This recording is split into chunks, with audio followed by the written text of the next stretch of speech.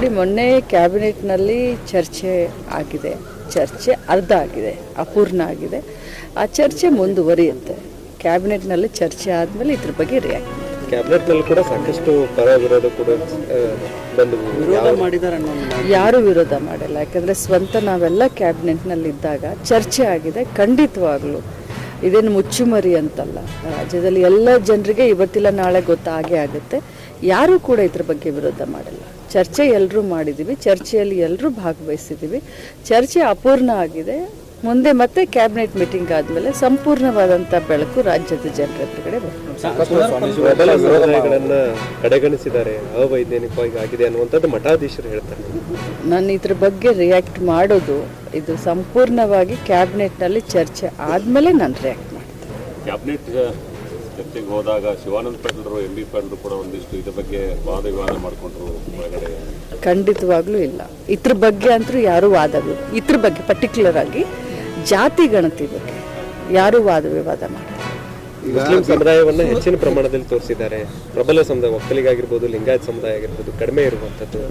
So ಹಿಂಗಾಗಿ ಇದರಿಂದ ಅನ್ಯಾಯ ಆಗಿದೆ ಅನ್ನುವಂಥದ್ದು.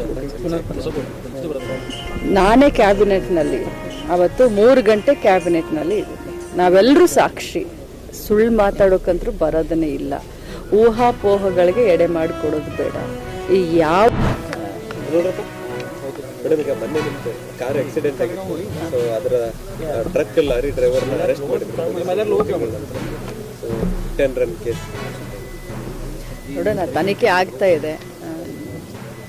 ನಾನು ನಿದ್ದೆಗನ್ನಲ್ಲಿದ್ದೆ. ಬಂದು ಅವರು ಹಾಯಿಸಿ ಹೋಗಿದ್ದಾರೆ. ಅದು ನೋಡೋಣ, ತನಿಖೆ ಆಗ್ತಾ ಇದೆ. ತನಿಖೆ ಆದಮೇಲೆ ಗೊತ್ತಾಗುತ್ತೆ. ಆಕ್ಸಿಡೆಂಟ್ ಅಂದರೆ ಆಕ್ಸಿಡೆಂಟ್ ಅಷ್ಟೇ.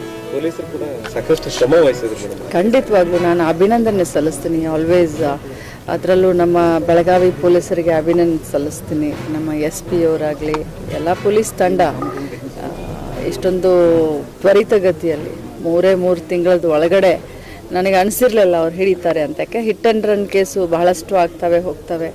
ಭಾಳಷ್ಟು ಹರಸಾಹಸ ಪಟ್ಟಿದ್ದಾರೆ. ಬಾಗೇವಾಡಿ ಟೋಲ್ ನಾಕಾದಲ್ಲಿ ಸುಮಾರು 50-60 ಗಾಡಿಗಳು, ಟ್ರಕ್ಕು, ಅದರಲ್ಲೂ ಕಲ್ಲರು, ಅದನ್ನು FSLಗೆ ಕಳಿಸಿ ತ್ವರಿತಗತಿಯಲ್ಲಿ ಅದನ್ನು ರಿಪೋರ್ಟ್ ತರಿಸ್ಕೊಂಡು ನಾನು ಅವರಿಗೆ ಧನ್ಯವಾದವನ್ನು ಕೂಡ ಹೌದು, ಮಹಾರಾಷ್ಟ್ರದ ಪುಣೆ ಅವರು ಅಂತ ಗೊತ್ತಾಗಿದೆ. ತಮಗೇನಾದರೂ ಅನುಮಾನಗಳಿದೆ? ನನಗೆ ಯಾವ ಅನುಮಾನಗಳೂ ಇಲ್ಲ.